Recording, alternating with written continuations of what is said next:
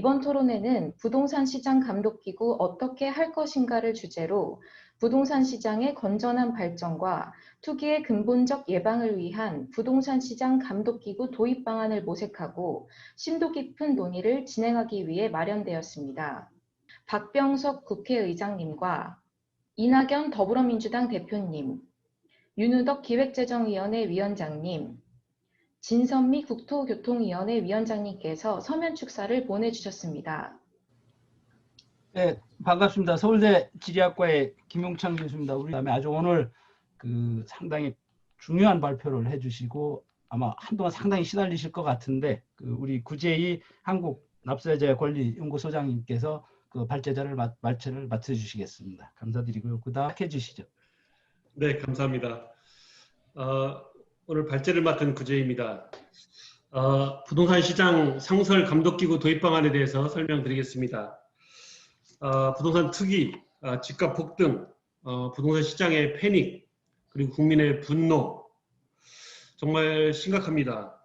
그러면 대책은 무엇인가? 우리 국민들이 정부와 시장에 묻고 있습니다. 또 부동산에 관계되신 분들한테 묻고 있고요. 정치인들한테 또 묻고 있습니다. 정부는 그동안에 이제 부동산 대책으로서 사후적으로 부동산 시장 안정화 대책을 발표해 왔습니다. 하지만 문재인 정부 들어서도 22번째, 세 번째라는 사후적인 부동산 대책으로는 더 이상 부동산 시장을 관리할 수 없고 투기를 막을 수 없다는 것이 엄연한 사실입니다.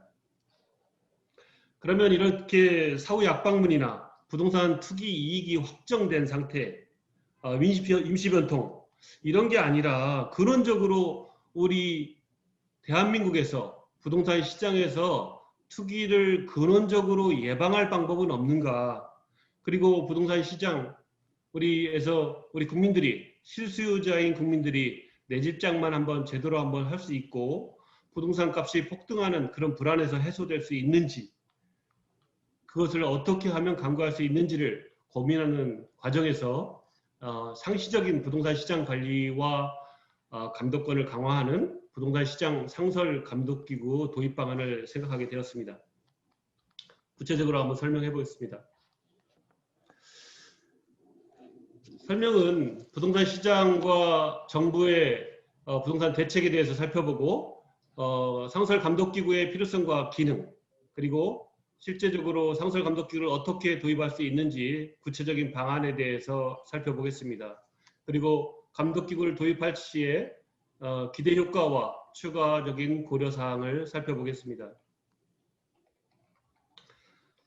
우리나라 부동산 시장, 물론 일반적인 부동산 시장의 특성이기도 하고요. 우리나라 부동산 시장의 환경을 먼저 살펴보겠습니다.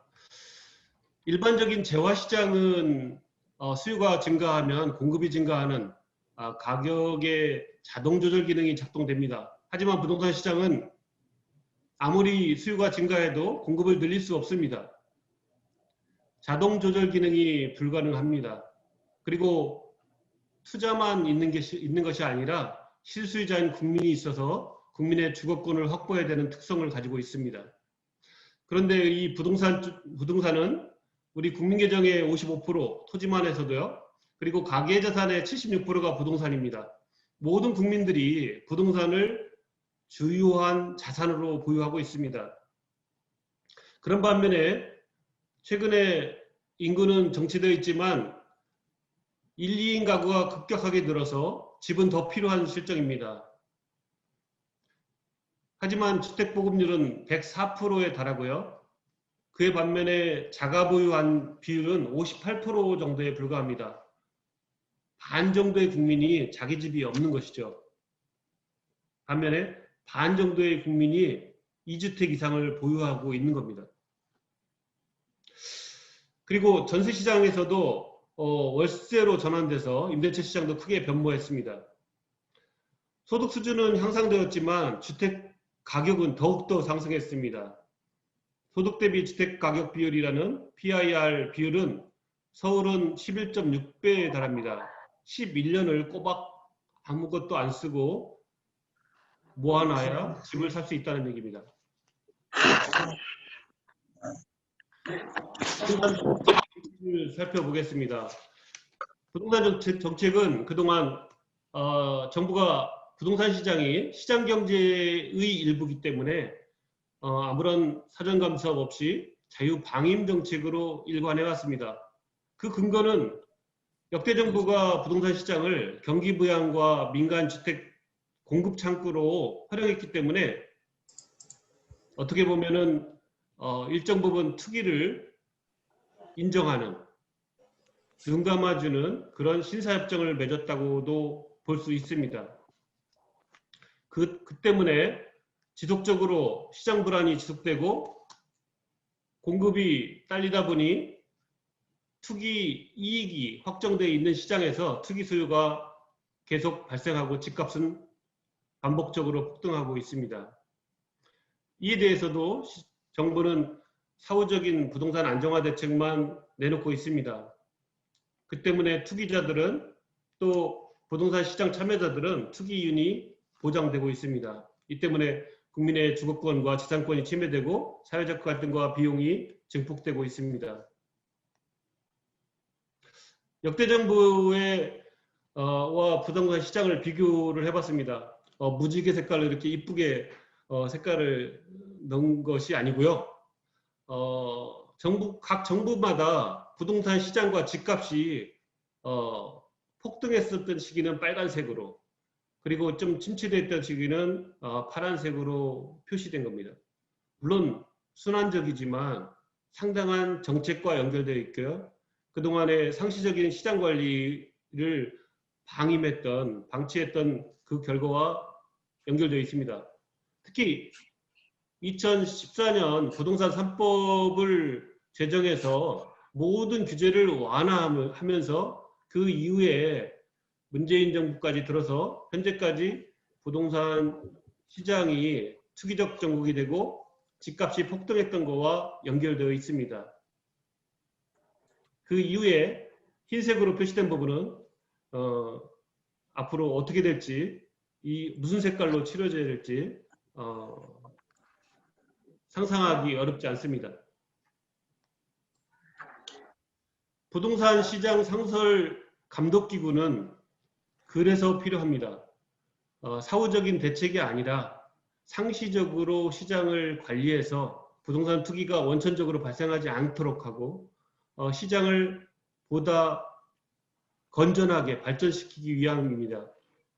부동산 시장 상설 감독기구가 어떤 기능을 해야 될지에 대해서 한번 살펴보겠습니다. 일단 국민의 주거권을 보호하기 위해서 필요합니다. 국가는 국민의 주거 보장의 의무가 있습니다. 그동안 주택 수급 차원에서 주택을 공급해왔고 국민의 주거권을 보호하기 위한 입법과 행정은 부족했습니다. 이것을 회복해야 됩니다. 그리고 부동산 투기 예방이 중요합니다. 투기 대책이 아니라 부동산 투기 예방입니다. 투기를 근원적으로 해결할 필요가 있습니다. 빈부격차나 자원의 왜곡 뿐만 아니라 국민의 갈등, 사회 갈등이 또 사회적 비용이 엄청납니다. 이것을 더 이상 방치하고서는 대한민국의 미래가 보장될 수 없습니다. 그러기 위해서는 부동산 시장 상설 감독기구가 필요하고 이 기구는 규제기구이기 때문에 지속 가능성을 위해서 전문성과 정치적 독립성이 필요합니다. 또 그리고 여러 가지 감독권도 필요합니다. 정권에 따라서 이 기구가 흔들려서는 안 되는 이유입니다. 부동산 시장 상설 감독기구는 상시적 시장 관리 기능과 통합적인 투기 통제 기능, 효율적인 시장 참여자 감독 기능을 수행할 것입니다. 시장 관리가 중요합니다. 상시적으로 시장 관리를 하지 않기 때문에 투기 세력이 준동하고 부동산 실수요자인 국민들이 보호받지 못하고 있습니다. 특히 시장 관리를 위해서 부동산 전자거래소 시스템을 구축하는 것이 시급합니다. 시장 관리를 위해서 또 그리고 국민 편익을 위해서 거래 안전을 위해서 꼭 필요합니다. 지금 일시적이고 단편적인 부처별로 분산되어 있는 투기 단속 기능, 이것을 통합적인 투기 통제 시스템으로 구축할 필요가 있습니다. 또한 시장 참여자에 대한 감독 기능이 중요합니다.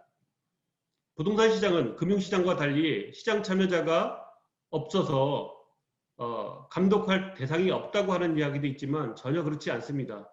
부동산 시장에 시장 참여자들, 시장 주체가 많이 있습니다. 또 그리고 공인중개사 등 감독권을 행사할 대상도 많이 있습니다.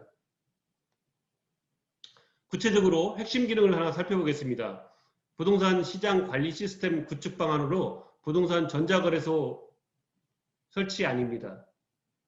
지금같이 개별적으로 부동산 거래를 하고 국민들이 부동산 계약서, 거래 대금 지급 등을 불안정하게 그리고 국민의 부담을 지우면서 할 게 아니라 효율적인 부동산 시장 관리와 국민 편익을 위해서 국민들이 매물이라든지 부동산 매매 계약, 임대차 계약, 투자 계약, 그 다음에 대금 수수, 에스크로 방식에 의한 대금 수수, 그 다음에 거래 신고, 세금 납부, 등기 이전까지 원스톱으로 처리할 수 있는 시스템을 구축한다면 부동산 시장 관리가 충분할 것입니다. 쟁점이 되고 있는 부동산 시장 참여자 감독권에 대해서도 살펴보겠습니다. 부동산 시장에는 금융감독원처럼 감독할 대상이 없다고 하는데, 그래서 국민을 감독하겠다고 하는데 그렇지 않습니다.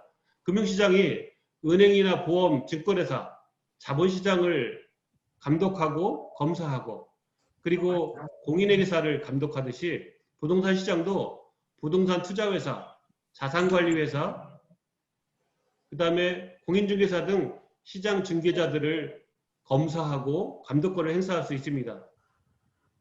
지금 시장 참여자들의 부동산 시장에서의 비중이 굉장히 높아가고 있습니다. 앞으로 더욱더 비중이 높아갈 겁니다. 현재 리츠만 해도 260개, 자산 규모는 54조에 달하고 사모펀드는 1214개에 46조 원에 달합니다. 부동산 개발업을 하는 업체들 2300개에 달합니다. 공인중개사는 42만 명 자격자에 개업자가 10만 명입니다. 간평사는 2,800명입니다. 이들이 부동산 시장에 중요한 역할을 하고 있고 그들을 제대로 부동산 시장의 발전을 위해서 역할을 하도록 만들고 부동산 투기 세력과 결합되는 일을 막아야 됩니다. 그래서 부동산 시장 상설 감독기구 도입 방안을 세 가지로 살펴보았습니다. 첫 번째는 기존 투기 단속 조직을 확대 개편하는 안입니다. 두 번째는 공공기관으로 부동산 감독원을 신설하는 안입니다. 세 번째는 중앙행정기관으로 주택청을 신설하는 안입니다. 이라는 지금 정부에서 추진하고 있는 부동산 정보분석원과 유사합니다. 정부 내에 지금 단속 조직인 국토부의 대응반을 15명에서 40명 정도로 늘리고 정보 분석 기능을 강화한다는 안입니다. 하지만 그 정도의 개편으로서 부동산 시장이 투기 세력이 물러나고 시장에 시그널을 줄지 의문입니다.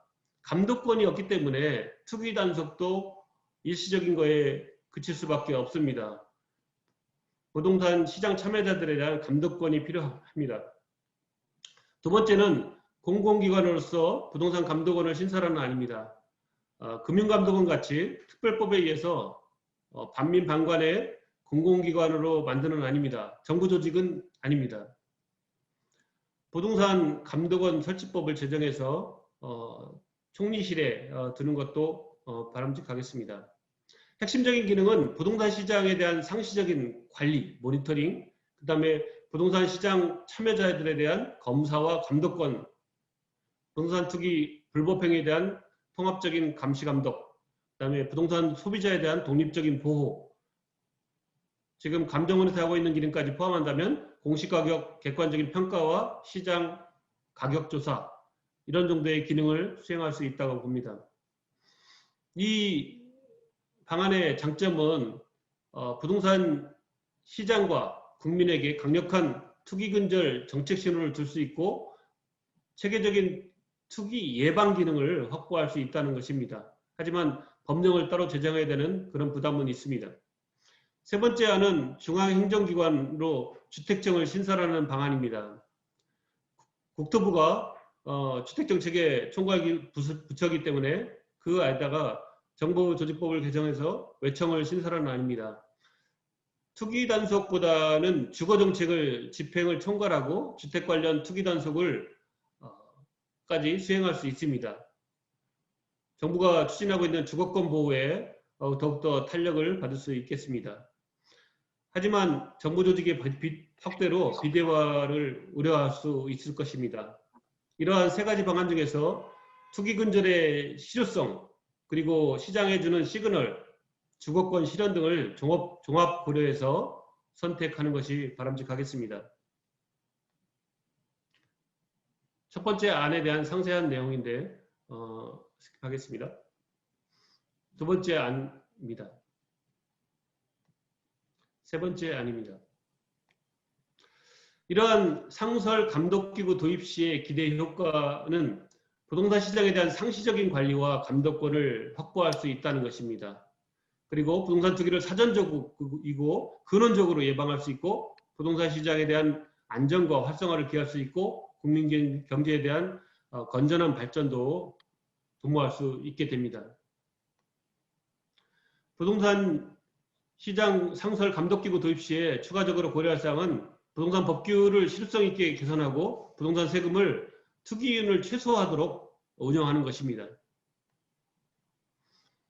부동산 시장 상설 감독기구에 대해서 부정적인 견해도 있습니다. 국민의 의식주에 속하는 재화인 주택거래를 국가가 감독하느냐 하는 문제입니다. 주택은 국민의 주거권 보장을 위한 공공재로서 주거권을 침해하는 투기 예방을 위한 시장관리와 참여자들에 대한 감독은 헌법상 국가의 책무이자 권한입니다. 감독이라는 용어를 쓴 것은 현행 국토부에서도 부동산 투자회사에 대한 감독 규정처럼 국민이 아닌 시장 참여자들에 대한 감독권을 실제로 하는 것이 되게 중요하기 때문에 그렇습니다. 부동산 시장 감독기구는 일반 국민을 통제하는 기구이냐 하는 이야기도 있습니다. 하지만 국민을 통제하거나 감시하는 기구가 아니라 투기 세력을 감시하는 기구이고 국민을 보호하는 기구입니다. 금융감독원이 금융시장에서 금융 소비자인 국민들을 보호하고 금융회사들을 감독하는 것과 마찬가지입니다. 부동산 시장은 금융기관을 감독하는 금융시장과 다르다 하는 주장도 있는데 아까 말씀드린 대로 부동산 시장에도 금융시장처럼 부동산 투자회사와 공인중개사 등 시장 참여자들이 많습니다. 그들이 중요한 역할을 수행하기 때문에 그들을 감독하고 투기 예방과 실수요자 국민을 보호하는 것이 중요합니다. 많은 예산과 인원이 필요하다고 할 수 있는데 주거권 침해나 재산권 침해, 그다음 높은 사회적 비용을 초래하는 부동산 투기 예방이라는 강한 공익적 필요에 의해서 도입은 정당화될 수 있고 그 규모는 기능에 따라 조절할 수 있습니다.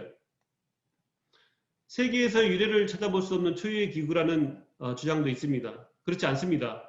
대부분의 국가는 부동산 거래에 대해서 엄정한 단속 법규를 정하고 있고 거래 감독 기능을 충분히 갖추고 있습니다. 국민과 거래를 보호하고 직접 감독기구를 운영하는 나라도 많이 있습니다. 이처럼 부동산 투기 예방과 근절을 위한 부동산 시장 상설 감독기구는 부동산 시장 감독기구 도입과 부동산 투기 처벌 법규, 부동산 과세 강화 세제로 인해서 부동산 투기가 예방되고 근절될 수 있다고 봅니다. 지금 정부에서도 부동산 정보분석원을 만들겠다고 하고 또 많은 언론에서 부동산 투기가 과연 종식될 수 있는지에 대해서 의문을 표시하고 있습니다. 그 때문에 정부가 부동산 시장 상설 감독기구를 용두사미로 만들거나 제대로 시장 감독 기능을 수행할 수 없도록 만든다면 왜 만드는 걸까요? 진정 50년 우리나라 부동산 투기의 종식을 원한다면, 그리고 대통령님이 이야기했듯이 부동산 투기와의 전쟁에서 승리하고 임기 내에 취임 전 집값으로 돌려놓기 위한다면 제대로 된 부동산 시장 상설 감독 기구를 도입해야 합니다. 그 호기에 놓여 있습니다. 고맙습니다. 이 부동산 감독 기구가 자리를 잘 잡을 수 있도록 여기 계신 모든 분들이 함께 노력했으면 좋겠습니다. 오늘 토론에 정말 감사합니다. 고맙습니다.